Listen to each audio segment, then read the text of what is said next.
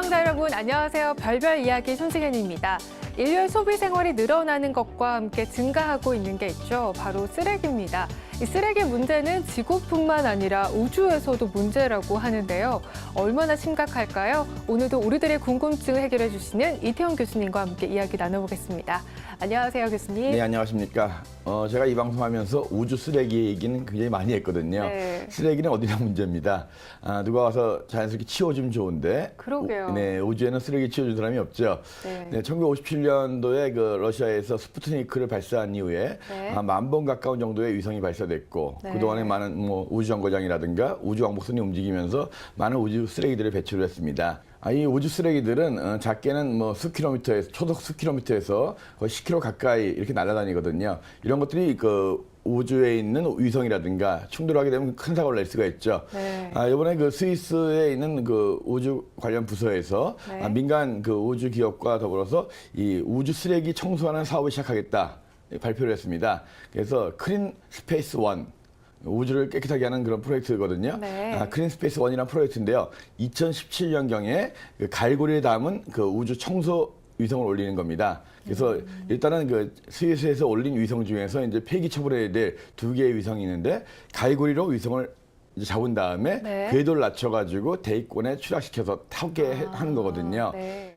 스위스 당국에서는 절대로 영리적인 목적이 아니다. 이것이 이제 우주는 누구나 같이 사용해야 되는 거기 때문에 네. 공동의 이익을 위해서 우리가 청소를 하겠다라고 나왔거든요. 근데 이게 이제 우주 쓰레기 청소 문제들이 많은 나라에서 나오는데 참 안타까운 것은 아직 기술이 부족한지 이런 네. 위성이라든가 쓰레기들을 수거해가지고 재활용할 수 있으면 그게 얼마나 큰 돈이 될까. 그러게요. 그죠. 그래서 이게 청소해서 태워버리는 것도 중요하겠지만 우리가 이제 PUG 수거하는 것처럼 우주에서 이 정말 우주에 있는 폐기물들, 쓰레기들 수거해서 재활용할 수 있으면 굉장히 좋은 돈벌이가 될 것 같긴 한데 네. 문제는 이게 또 정보거든요. 왜냐하면 우리가 쏘아올린 위성을 다른 나라에서 수거했을 경우에 네. 그 나라에서 소유권을 주장하면서 또 반대할 수가 있어요. 그렇겠네요. 그래서 이거를 유엔 차원이든가 그 각 나라에서 어느 한 나라가 해서는 위험하고요. 네. 그래서 국제적인 공조를 통해서 우주 쓰레기를 재활용할 수도 있는 그래서 발사한 나라에 되돌려주는 네. 그런 사업을 하는 것도 괜찮을 것 같습니다. 네, 정말 미래를 위해서도 미룰 수 없는 과제인 것 같습니다. 네. 그럼 지난 한 주에는 어떤 일이 일어났을까요? 별별 뉴스 시작하겠습니다. 최근 유럽 우주국 에사가 위성 마스 익스프레스가 촬영한 화성의 남극 모습을 공개했습니다. 사진의 핵심은 가운데 위치한 거대한 흰색 소용돌인데요. 이것은 화성의 영구적인 남극 아이스캡이라고 합니다. 그리고 아이스캡은 지구의 남극처럼 대부분이 얼은 물로 구성돼 있습니다. 하지만 아름다워 보이는 사진과는 반대로 화성의 남극은 기온이 영하 153도에 이르는 등 굉장히 위험한 지역으로 손꼽힙니다. 별별수 오늘은 화성의 남극 소식입니다. 최근 유럽 우주국 에사가 화성 사진 하나를 공개했는데요. 바로 마스 익스프레스가 촬영한 화성의 남극 모습입니다.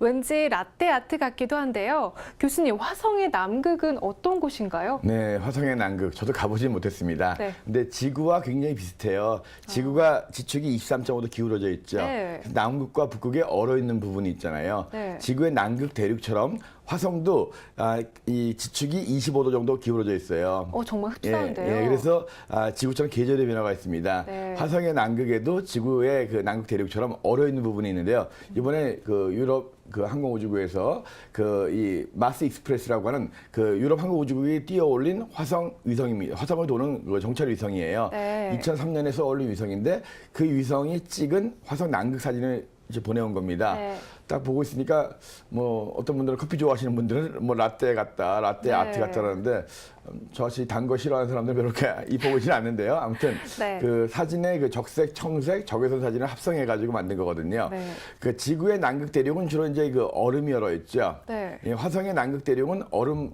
대부분은 드라이 아이스입니다. 화성 대기 중에 이제 이산화탄소가 많기 때문에 네. 이산화탄소가 얼으면 드라이 아이스가 되잖아요. 네. 드라이 아이스고 그다음에 중간에 그 가운데 부분에 아이스캡이라고 해서 또 얼음이 얼은 부분이 있어요. 네. 그래서 지금 보면 상당히 그 넓은 부분에 얼어 있는 부분이 사진이 있습니다. 근데 이 계절의 변화가 있기 때문에 화성의 남극도 이제 여름이 되면은 저것이 녹겠죠. 네. 근데 물만 녹는 것이 아니라 이 드라이 아이스가 녹겠죠. 네. 드라이 아이스가 녹으면 굉장히 그 이산화탄소 가스가 많아지겠네요. 엄청나게 네. 피어오르겠죠. 그때 시속 한 400km 이상의 강풍이 분대입니다.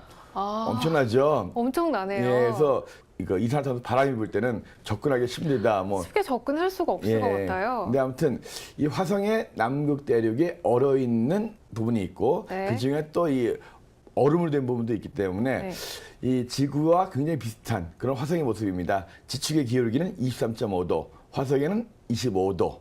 그래서 지구와 똑같은 계절의 변화가 화성에도 있다. 네. 지구의 하루는 24시간, 네. 화성의 하루도 24시간입니다. 네. 정말 비슷하죠. 네. 그래서 단지 크기가 지름이 지구의 한 반밖에 안 되기 때문에 중력이 지구보다 작아서 그렇지 네. 상당히 지구와 유사한 환경의 화성 모습이었습니다. 네, 정말 지구와 흡사한 그런 계절의 모습이 있다는 사실에 정말 놀라울 따름입니다. 별별 뉴스에서 다음 시간에 전해드릴 새로운 소식도 기대해 주세요.